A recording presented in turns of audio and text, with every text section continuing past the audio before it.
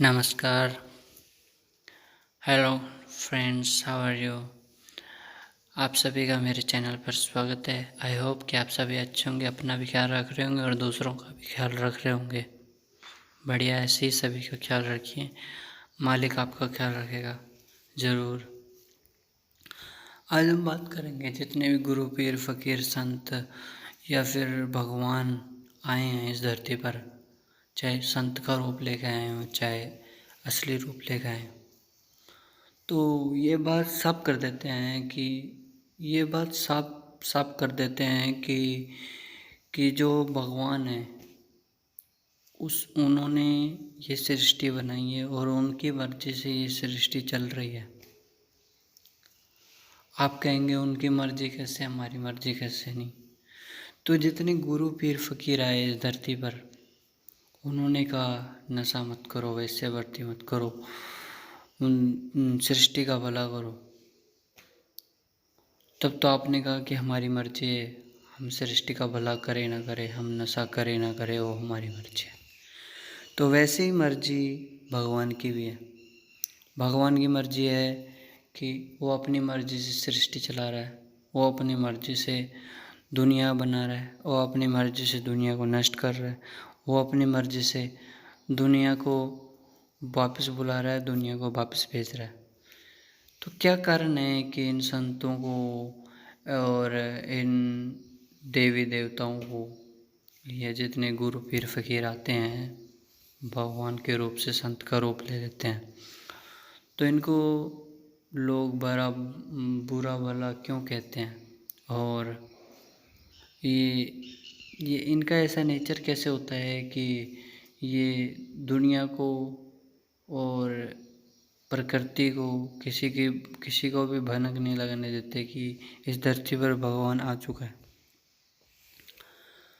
तो मैं ये बात कहना चाहता हूँ कि जितने भी गुरु, पीर, फ़कीर आए,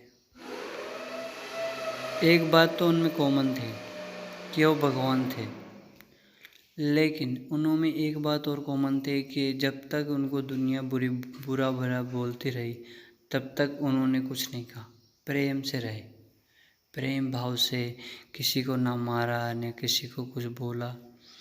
बस जो आया वो जो दिल में आया, जो भगवान ने चाहा वो करते गए।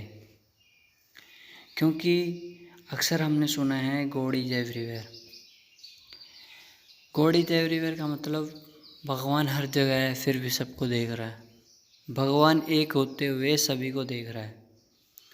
तो हम क्यों ऐसा करते हैं कि गुरु, पीर, फ़कीर हमारे को समझाने आते हैं और हम फिर भी समझते नहीं हैं, और आखिरकार हमको फैसले लेने पड़ते हैं कि ये गुरु है, चमत्कार करके दिखा, तू गुरु है, तू संत है, तू पीर, फ़कीर है, चमत्कार करके दिखा, चलो हमारे सामने। सरकार वाले ऐसे ऐसे कुछ होते हैं लोग ऐसे जो बोल देते हैं गुरु, पीर, फ़कीर को, तू भगवान है, गुरु, पीर, फ़कीर है, तो चमत्कार करके दिखा हमारे सामने, बल्कि हज़ारों चमत्कार किए हैं। तो ऐसे कई जीते जागते सबूत हैं। तो आज हम ये बात करना चाहेंगे कि इन गुरु, पीर, फ़कीरों को दुनिया से और अलग अलग लोगों से क्यों लड़ना पड़ता है? क्या कारण है कि लोग और कई लोग ऐसे होते हैं जो इनको बुरा भला बोल देते हैं और बोलते भी हैं, और फिर इनके खिलाफ़ कार्रवाई करते हैं कि ये समाज को अच्छा बना रहे हैं, समाज को अच्छा बना रहे हैं, अच्छाई की राह पे लेके जा रहे हैं, इनको रोका जाए। ऐसा क्या कारण है कि इनको रोका जाता है? दरअसल बात यह है कि जब काल, ये शायद इसका जिक्र ग्रंथों में भी आता है।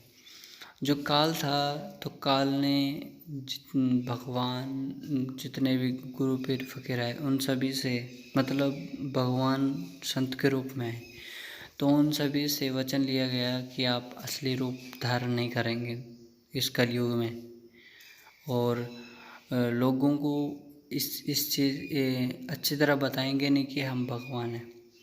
तो इसलिए जितने भी गुरु पीर फ़कीर आए हैं उन्होंने कभी ये नहीं कहा कि हम भगवान हैं, और उन्होंने कभी ये नहीं कहा कि हम भगवान हैं, संत के रूप में हैं, आप हमारे शरण में आ जाओ। नहीं, उन्होंने अपना प्रयास जारी रखा, ये छुपाते हुए कि हम भगवान होते हुए भी लोग हमारे साथ क्या व्यवहार करेंगे और कैसा कैसा व्यवहार करेंगे।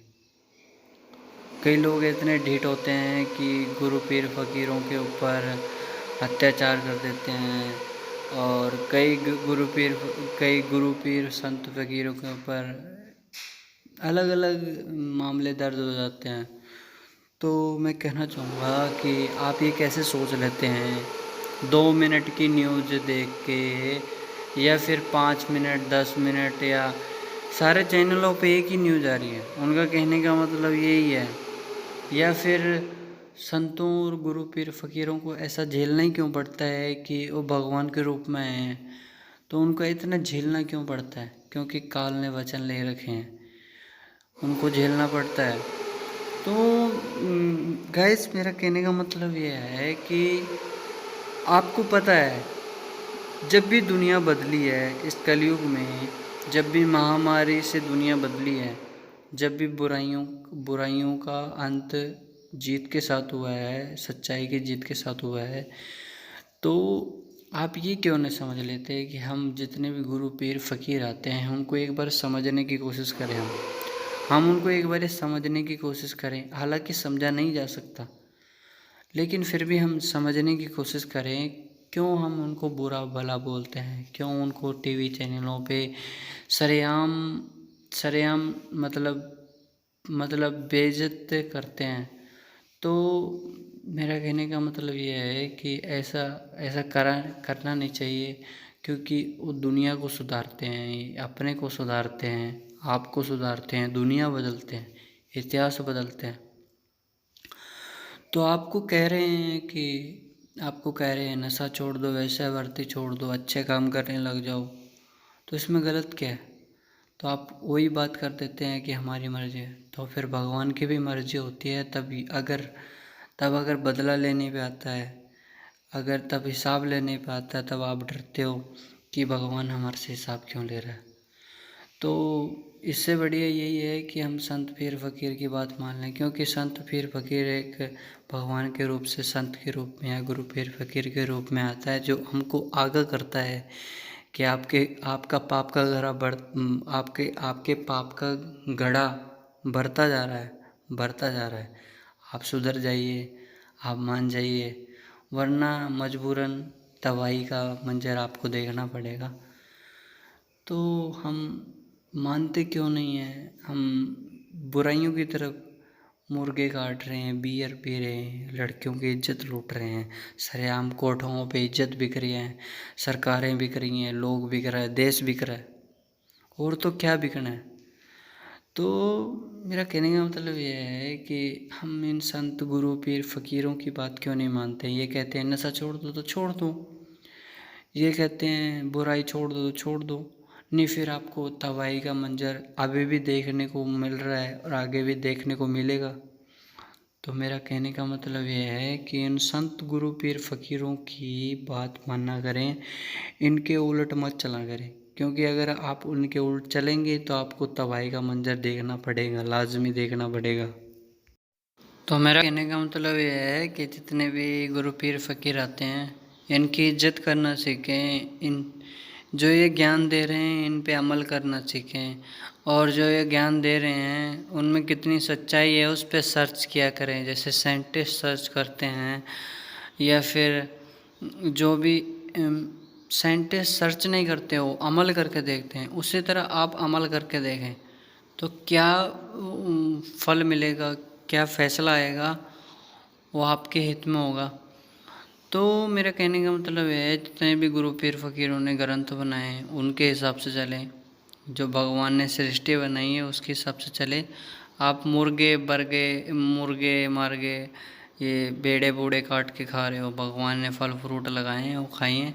और मेरा सीधा सा मतलब ये है कि आप सृष्टि के साथ चलें और ग्रंथों के साथ चलें, ग्रंथों को पढ़ें और ग्रंथों को अमल करें। और जहाँ तक सरकार से मेरा अनुरोध है कि ये ग्रंथ बड़ी बड़ी यूनिवर्सिटी या जितने भी बड़े छोटे स्कूल हैं वहाँ पे उपलब्ध कराए जाएँ, ताकि लोगों को, शिक्षकों को ये ज्ञान हो सके कि हमारी दुनिया में भी साइंस बाद में बनी है, धर्म पहले बने हैं। साइंस धर्म से बनी है, धर्म से साइंस बनी है, साइंस से धर्म नहीं बना है। तो मेरा कहने का मतलब ये है कि धर्मों को पढ़ा जाए और हर यूनिवर्सिटी या स्कूलों में चारों वेदों को या चारों धर्मों को, गीता, गुरु ग्रंथ साहिब या फिर कुरान, बाइबल, ये उपलब्ध कराए जाए बड़ी बड़ी यूनिवर्सिटी में, ताकि लोगों को ज्ञान हो सके कि हम नेताओं की उंगलियों पे और इन वेश्यावृत्ति कोठों में और ये नशों पत्तों से और ये भेड़ बकरी खाने से अच्छा है कि हम सृष्टि के फल खाएं और हम दूसरों की इज्जत ना लूटें बल्कि इज्जत बचाना सीखें।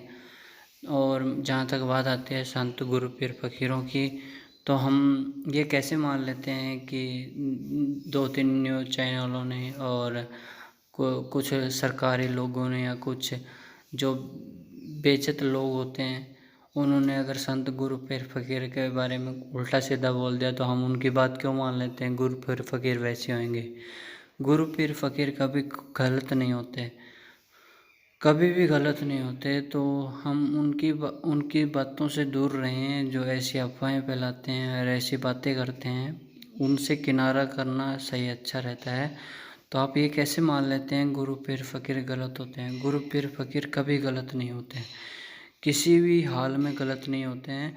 तो जिस गुरु पीर फकीर का आपने हाथ पकड़ा है या जिस राम का, जिस भगवान का आपने हाथ पकड़ा है, उसका हाथ पकड़ के रखिए, अपना हाथ उसको पकड़ा दीजिए। क्योंकि अगर आप उनका हाथ पकड़ेंगे तो आप गलती से छोड़ सकते हैं उनका हाथ, लेकिन आप अगर खुद अपना हाथ उनको पकड़ाएंगे तो आप गलती से भी छुड़ाना चाहेंगे तो भी वो आपका हाथ नहीं छोड़ेगा। तो इसलिए गुरु पीर फकीरों को इज्जत कीजिए, प्यार कीजिए, क्योंकि इनको जो प्यार मोहब्बत मिलना चाहिए वो इस दुनिया में मिल नहीं पाता, इस कलयुग की दुनिया में मिल नहीं पाता। कितने गुरु पीर फकीर आए उनके साथ बहुत बदतमीजी के साथ ये दुनिया ट्रीट करती है। तो मेरा कहने का मतलब ये है, हमारे को अच्छा दे के जाते हैं और हम इनके साथ बुरा क्यों करते हैं? क्या कारण है हम इनके साथ बुरा करते हैं? क्या कारण लें कि हम इनके साथ बुरा करें? क्या कारण है कि हम इनके साथ बुरा करें? कोई कारण नहीं है, क्योंकि हमारे को ये बुराइयों से दूर रखते हैं, अच्छाइयाँ सिखाते हैं, अच्छाई करना सिखाते हैं, भलाई करना सिखाते हैं। तो हम इनको बुरा भला क्यों बोलें, किस लिए बोलें?